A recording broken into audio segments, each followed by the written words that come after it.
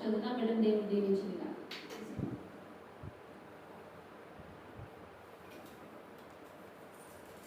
ఆపత్కాలమందు యెహోవా నీకు ఉత్తరమిచ్చును గాక. యాకోబు దేవుని నామమున నిన్ను ఉద్ధరించును గాక. పరిశుద్ధ స్థలములో నుండి ఆయన నీకు సహాయం చేయును గాక. సియోనులో నుండి నిన్ను ఆదుకొను గాక. ఆయన నీ నైవేద్యములన్నిటినీ జ్ఞాపకం చేసుకొనును గాక. నీ దహన బలులను అంగీకరించును గాక. నీ కోరికను సిద్ధింపజేసి నీ ఆలోచన యావత్తు సఫలపరచును గాక. యెహోవా నీ రక్షణను బట్టి మేము జయోత్సాహము చేయుచున్నాము. మా దేవుని నామమును బట్టి మా ధ్వజము ఎత్తుచున్నాము. నీ ప్రార్థనలన్నీ యెహోవా సఫలపరచును గాక. యెహోవా తన అభిషిక్తుని రక్షించునని నాకు ఇప్పుడు తెలియదు. రక్షణార్థమైన తన రక్షణ హస్త బలము స్ఫూర్తం. తన పరిశుద్ధ ఆలయములో నుండి అతనికి రక్షించు. కొందరు రథములను బట్టి కొందరు గుర్రములను బట్టి అతిశయపడుదురు. మనమైతే మన దేవుడైన యెహోవా నామమును బట్టి అతిశయపడుదురు. వారు కృంగి నేల మీద పడి ఉన్నారు, మనం లేచి చక్కగా నిలుచున్నాము. యెహోవా రక్షించుము. మేము మొరపెట్టునప్పుడు రాజు మాకు ఉత్తరమిచ్చును గాక. ఆమేన్. మనం దయచేసి కూర్చుని దేవుడి పరిశుద్ధమైన వాక్యాన్ని అందరికీ దీవించి ఆశీర్వదించునుగా. వాక్యాన్ని చదివినటువంటి వెంటనే దేవుడి భవిష్యత్ కాలం ఇంకా బహుగా ఆశీర్వదించునుగాక. మంచిది. ఇక్కడ మనం చూసినట్లయితే ఇది ఎవరి కీర్తన? దావీదు గారు రాసినటువంటి కీర్తన. అంటున్న మాట ఏమిటో తెలుసా? ఆపత్కాలమున యెహోవా ఉత్తరమిచ్చునుగాక. యాకోబు దేవుని నామము నిన్ను ఉద్ధరించునుగాక. ఎంత మంచి మాట. దేవుడు మనం ఉద్ధరిస్తాడు కదా. ఇక్కడ మనం చూసినట్లయితే నేను ఒక మాట మీతో పంచుకోవాలని ఆశపడతా ఉన్నాను. 6వ వచనం చదవండి. యెహోవా తన అభిషేక్తుని రక్షించునని. యెహోవా తన అభిషేక్తుని 26. యెహోవా తన అభిషేక్తుని రక్షించునని నాకు తెలియను. చాలు. ఇక్కడ మనం చూసినట్లయితే మనము గత వారం ఏం చెప్పుకున్నాం? కీర్తనలు 3 చెప్పుకున్నాం కదా. కీర్తనలు 3వ కీర్తన చదువుతున్నాం. తర్వాత అక్కడ ఏమవుతుందో తెలుసా? ఆ మాట చదువుతాం. ఈ కీర్తనలు చదువుతాం. 3వ అధ్యాయంలో తన కుమారుడు తరుగుతున్నప్పుడు దావీదు పలికినటువంటి మాటలు ఆయన జ్ఞాపకం చేసుకుంటున్నాడు. 3 యెహోవా నీవే నాకు కేడముగాను, నీవే నాకు అతిశయాస్పదముగాను. 2వ వచనం. దేవుని వలన అతనికి రక్షణ ఏమీ దొరకదని చాలు. సెలా అంటే ఏమనుకున్నాం? ఆగు, విను అనుకున్నాం కదా. సెల అంటే శిల కాదు. ఏంటిది? శిల అంటే ఏంటిది? సెల్ఫం, రాయి కదా. సెల అంటే ఆగు, విను అని అర్థం. అయితే ఇక్కడ 2వ వచనంలో ఏమని చెప్పుకున్నామంటే దావీదుని గురించి అనుకుంటున్నారంట, దేవుని వల్ల అతనికి రక్షణ ఏమీ దొరకదని నన్ను గురించి చెప్పువారు అనేకులు. దేవుని ద్వారా రక్షణ దొరికితే, దేవుని ద్వారా దావీదుకి ఆశీర్వాదం దొరికితే, అందరిని చూడాలి. ఆశీర్వాదం దొరికితే దావీదుని కొడుకు ఎందుకు దొరుకుతాడు? అర్థమైందా? కొడుకు ఎందుకు నెట్టేస్తాడు? కొడుకు ఎందుకు పట్టపోతాడు? సొంత కొడుకు వచ్చి ఎందుకు సింహాసనాన్ని లాక్కోవాలని చూస్తాడు అని ఎవరు చెప్పుకుంటున్నారంట?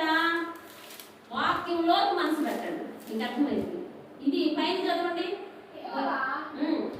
కాదు కాదు కాదు, చిన్న వచనాలు చదవండి. చిన్న అక్షరాలతో ఉన్నటువంటి తన కుమారుడు ఎదుటి నుండి పారిపోయినప్పుడు దావీదు రచించిన కీర్తన. ఎప్పుడంట?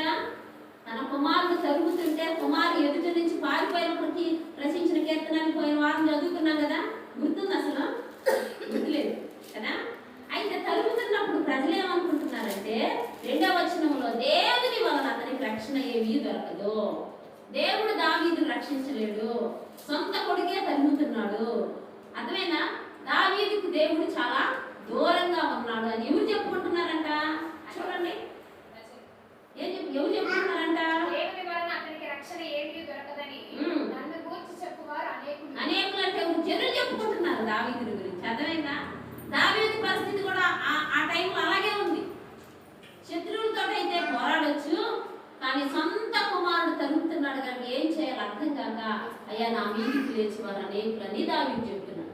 అది గత వారం అందరు నా వైపు చూడాలి. మీ దృష్టి దేవుని వాక్యం వైపు ఉండాలి. అర్థమైందా? అయితే ఎందుకంటే సమయం చాలా తక్కువ ఉంది. ఇప్పుడు మాట్లాడుతున్నమాట. అప్పుడే మాట్లాడాడు. జనులు ఏం చెప్పుకుంటున్నారు? దావీదు పరిస్థితిని చూసి ఇక రక్షణ లేదు, దావీదుకి క్షేమం లేదు, దావీదుని ఎవరు రక్షించలేరు, కొడుకే పడుతున్నాడు, కొడుకే తగ్గుతున్నాడు, కొడుకే ఎంత నిలవలేక పారిపోతాడు అంతా చెప్తున్నారు. కానీ దావీదు పరిస్థితి ఎలా ఉంది? అలానే ఉంది. కానీ 20వ కీర్తనలోకి వచ్చేటప్పటికి 6వ వచనంలో వచ్చేటప్పటికి ఏమంటున్నాడు దావీదు? ఇప్పుడు చూడండి, యెహోవా తన అభిషిక్తుని రక్షించునని తన అభిషిక్తుని రక్షించునని నాకిప్పుడు తెలియను. నాకిప్పుడు తెలియను. దక్షిణార్థమైన తన దక్షిణ హస్త బలము చూపును. దక్షిణార్థమైన తన దక్షిణ హస్తం అంటే ఏం చెప్పండి? కుడి చేయి. హల్లెలూయా. దేవుడంట అప్పుడేమో ఎవరు రక్షించలేరు అనుకున్నారు. దావీదు పరిస్థితి కూడా అలానే ఉంది. 20వ కీర్తన 6వ వచనం వచ్చేటప్పటికి యెహోవా తన అభిషక్తిని రక్షించునని. హల్లెలూయా. రక్షిస్తాడా? రక్షించడా? కష్టాలు విడిచిపెడతాడండి దేవుడు? విడిచిపెడతాడు. కొన్ని కష్టాలు, కొన్ని ఉపద్రవాలు, కొన్ని మన మీదకి వచ్చినప్పటికి దేవుడు కూడా నా ప్రార్థన వినట్లేదేమో, దేవుడు కూడా కొంతమంది చెప్తారు కదా, దేవుడు కూడా నన్ను చేయడు. మన సహోదరి చెప్తా ఉంటుంది, అబ్బో ఈ శ్రమలు కాదని చెప్తా ఉంటాయి ఎవరు కదా కదా, అమ్మో నేను పట్టుకోలేకపోయినా గుండె గడగడ గడగడ ఉనికిపోయిందని చెప్తా ఉంటుంది.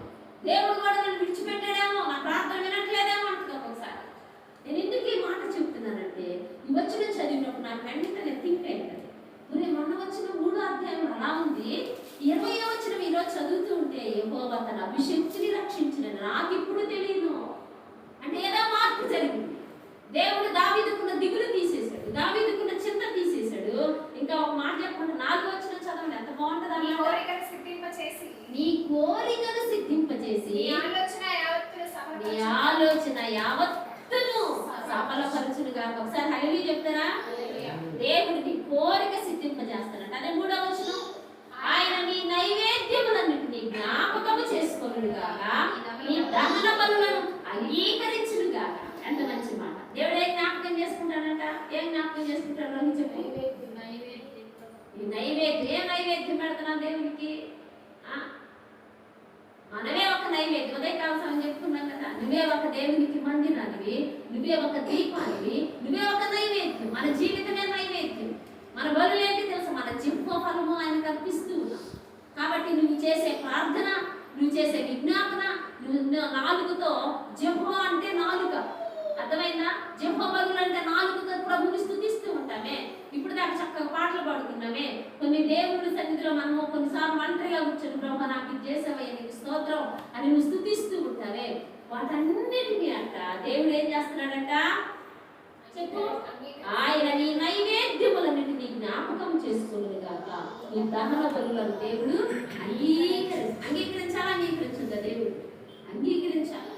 దేవుడు ఒక ఆయన బలి అంగీకరించాలి. ఎవరికి చెప్పండి? కయ్యూని బలి అంగీకరి. ఎందుకు? కయ్యూనే అంగీకారంగా లేదు, కయ్యూని హృదయం అంగీకారంగా లేదు. మన పాటలు పాడినా స్తుతించిన ముందు మన అంతరంగం దేవుడికి అంగీకారంగా ఉంటే, మురికి చేతులతో ఏం చేసిన ఎలా ఉంటే చెప్పండి? మురికి చేతులతో నేను ఏదైనా పట్టుకొని వడ్డిస్తున్నాను అనుకోండి, ప్రతి వస్తువుకి ఏమైతే నా చేతికి ఉన్న మురికి అయిద్దా కాదా? అదే శుభ్రం చేసుకొని వడ్డిస్తే చాలా ఏది మొక్కలు వేసుకోండి, తీసుకొస్తుందా? ముగించేసేనా? అసలు ఒకసారి హల్లెలూయా చెప్పండి. చాలా సంతోషంగా ఉన్నారు ప్రభు సన్నిధిలో. మేము కూడా ఉదయాన్నే లేచి ప్రేర్ చేసుకొని పసుపు పసుకొచ్చి మళ్ళీ ప్రార్థన పెట్టి అన్ని పనులన్నీ చేసి మళ్ళీ ప్రార్థనకి వెళ్ళి ఊరికేం లేవు. ప్రభు సన్నిధిలో నువ్వు పని చేసే కొన్ని నువ్వు శక్తి పొందుతావు. హల్లెలూయా. అయితే దేవుడిని అన్నిటినీ జ్ఞాపకం చేసుకోవటమే కాదంట. 4వ వచనం చాలా మంచి వచనం, అందరూ అండర్లైన్ చేసుకోవాలి. నీ కోరికను సిద్ధింపజేసి నీ ఆలోచన యావత్తును సఫలపరచును గాక. హల్లెలూయా. ఏం కోరికలు ఉన్నాయి చెప్పండి? ఏం కోరికలు ఉన్నాయి? దేవుడు అంటున్నాడు నీ కోరిక ఆయన సిద్ధింపజేస్తాడంట. ఆమేననుకో. ఈ మంచి కోరికను దేవుడికి తీసి ఒక ఆయన కోరాడు. ఏం కోరాడు తెలుసా? ఒక ఆయన కోరిక ఉంటుంది బైబిల్ గ్రంథంలో. తీయండి ఒక్కటి చెప్పి దైవజనులు మన మధ్య ఉన్నారు, సమయాన్ని ఇస్తాను. రాజుల మొదటి గ్రంథంలో ఒక కోరిక కోరాడు.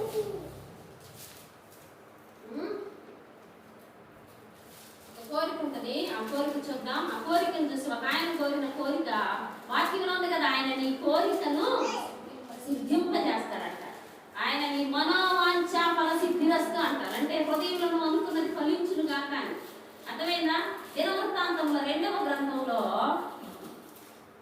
దినవృత్తాంతంలో 2వ గ్రంథం, 2వ దినవృత్తాంతములు లేదంటే 1వ అధ్యాయం 9వ వచనం.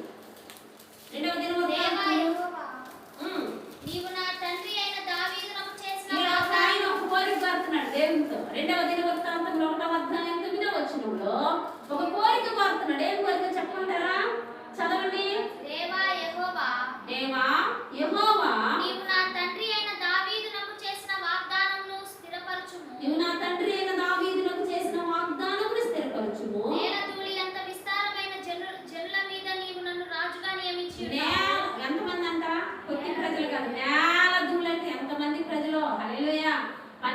గోత్రాల ప్రజలు, విస్తారమైన జనాంగం. తండ్రి ఉన్నాడంటే తండ్రి చచ్చిపోయారు.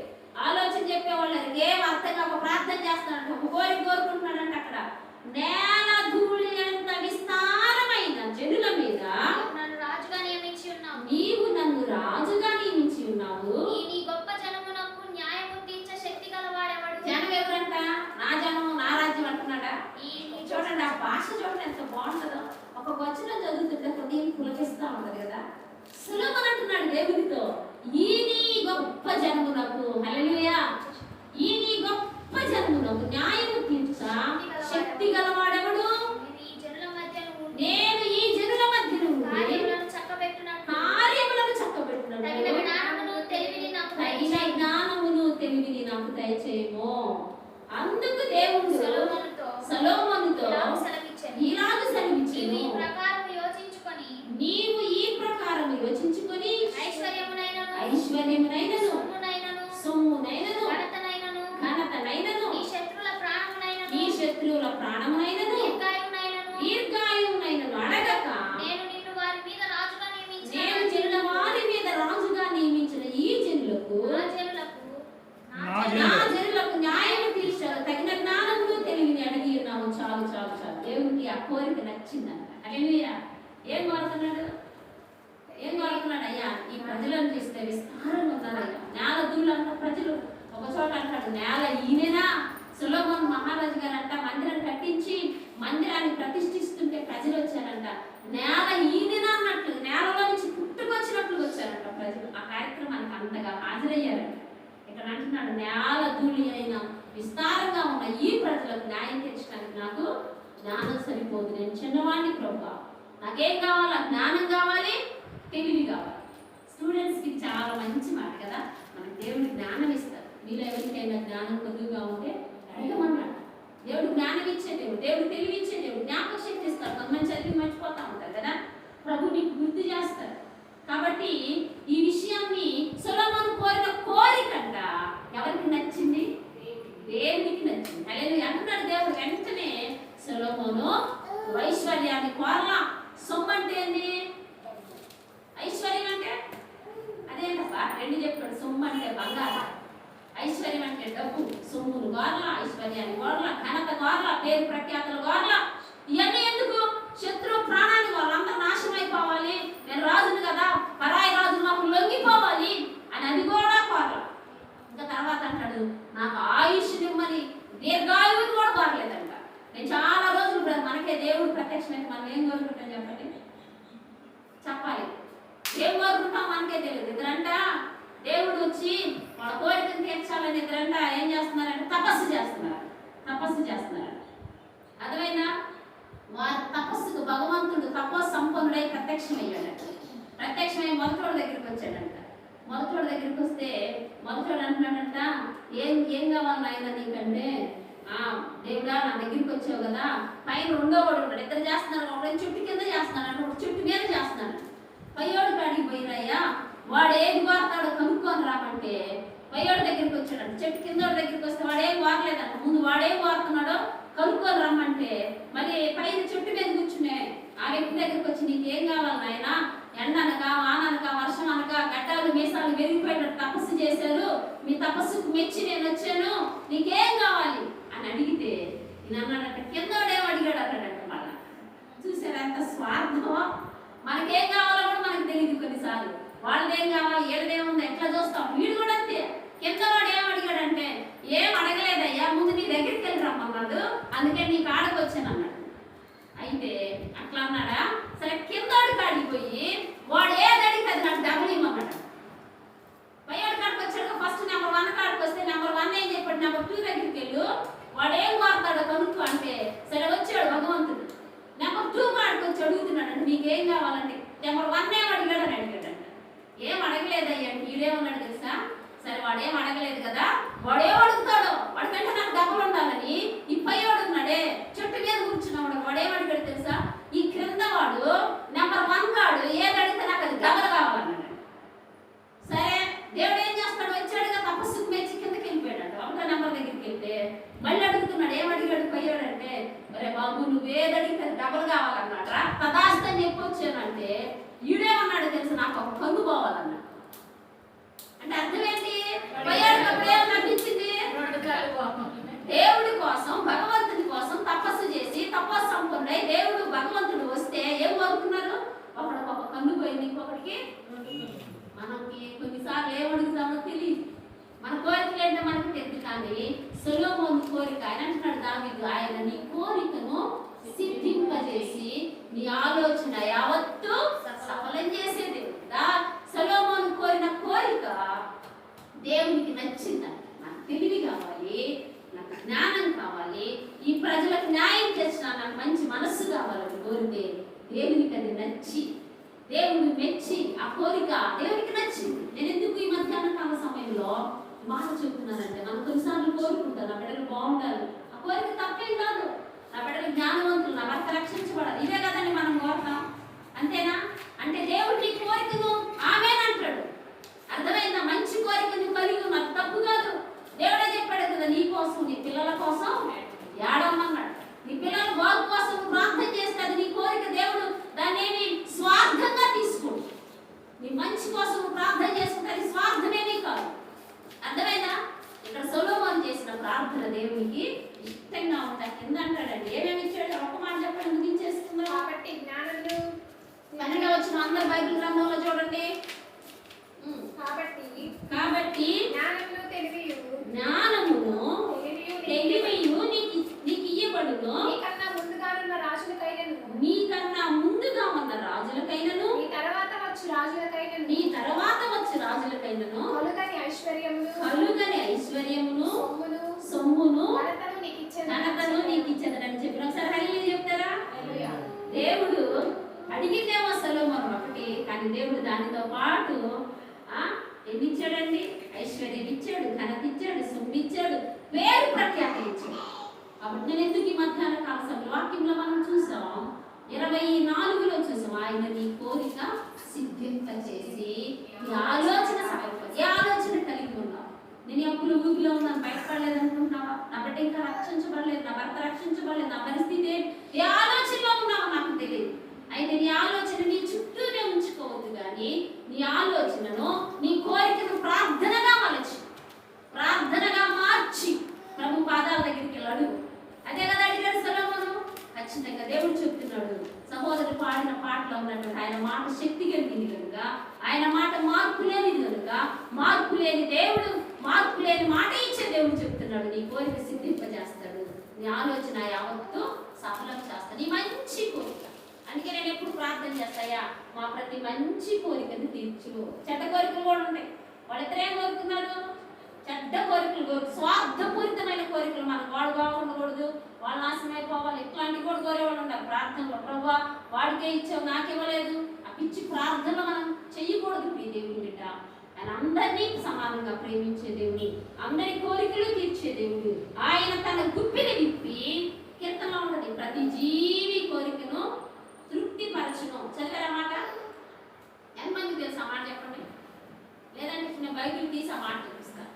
ఆయన తన గుప్పిని విప్పి ప్రతి జీవి కోరికను తృప్తిపరచును అనే మాట ఉంది. గుప్పిని విప్పుతాడంట.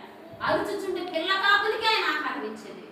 కాబట్టి ప్రియ దేవుని బిడ్డలు ఈ మధ్యాహ్న కాల సమయంలో నీ కోరికను తీరుస్తాడు. నువ్వు ఆయన పాదాల దగ్గరికి రా. నీ చింతను నీ యావత్తును ప్రార్థనగా మార్చి ప్రభు సన్నిధిలో అడిగినప్పుడు ఆయన సమస్తాన్ని నెరవేర్చి నీకు మంచి భవిష్యత్తు నుంచి నీ కుటుంబాన్ని క్రీస్తులో కట్టి, క్రీస్తు అనే పునాదిపై కట్టి నీకు భవిష్యత్తునిచ్చి ఆయన బహుగా ఆశీర్వదించి ముందుకు నడిపించును గాక. ఆమె మనం చిన్న మాట ప్రార్థన చేసుకుని దైవజనుడికి సమయాన్ని అప్పగిద్దాం. చిన్న మాట. పరిశుద్ధిగా మీకు వందనాలయ్యా. ఇంతవరకు మీరు మాట్లాడుతూ వచ్చిన మీ వాక్య వర్తమానాన్ని బట్టి మనం ఆక్షేపిస్తాం. కీర్తన గ్రంథం 24లో చెప్పబడినట్టుగా నాయన నీవు మా కోరికను సిద్ధింపజేసే దేవుడు, మా ఆలోచన సఫలపరిచే దేవుడు, మా నైవేద్యాలు అంగీకరించే దేవుడు, నీ ప్రార్థనలు జ్ఞాపకం చేసుకుంటానన్నావు తండ్రి. మీకు మా ప్రార్థనలు జ్ఞాపకం చేసుకునే దేవుడయ్యా. కొన్ని ప్రార్థన జ్ఞాపకం చేసుకున్నావు, కొన్ని నీ ప్రార్థన వినబడినది, నీ ధర్మ కార్యంలో దేవుని సన్నిధికి జ్ఞాపకార్థముగా చేర్చబడిన వాక్యంలో ఉంది ప్రభు. మేము చేసిన మేలు, మేము చేసిన మంచి, మేము చేసిన త్యాగాలు కూడా మీరు మర్చిపోయే దేవుడు కాదయ్యా. నీ పేరట వచ్చిన వానికి గిన్నెడు చన్నీళ్ళు ఇస్తే పరలోకంలో మీ ఫలం అధికమన్నావు తండ్రి. మీకు స్తోత్రాలు. కనుక మీ పేరట చేస్తున్న ప్రతి మంచి కార్యాల్లో మీరు తోడుగా ఉండండి అయ్యా. తను మా కోరికలు తీర్చి మా కుటుంబాలను కట్టండి అయ్యా. మా కోరిక ఒకటే ప్రభు, కుటుంబాలు రక్షించబడాలి. కుటుంబాల వారీగా మా పేర్లన్నీ మీ జీవ గ్రంథంలో రాయబడి ఉండాలి నాయన. ఇదే మా కోరిక. రక్షించబడిన ఆత్మల కొరకు ప్రార్థన చేస్తున్నాం. ఆత్మల రక్షణలోకి రావాలని వేడుకుంటున్నాం అయ్యి. మీకు స్తోత్రాలు. అలాగే తర్వాత వాక్యాన్ని ఎత్తబోచిన దైవజనుడు కూడా మీ చేతులకు అప్పగిస్తూ తర్వాత జరగబోయే కార్యక్రమాలన్నీ మీ చిత్తానుసారంగా జరిగించుకోమని బిడ్డను మీ చేతులకు అప్పగించుకుంటూ యేసు పేరును అడుగుచున్నాము తండ్రి. ఆమేన్. మంచిది. సమయాన్ని దైవజనులకు అప్పగిద్దాం. వారు కూడా వచ్చి ఒక పల్లవి అవుతారు.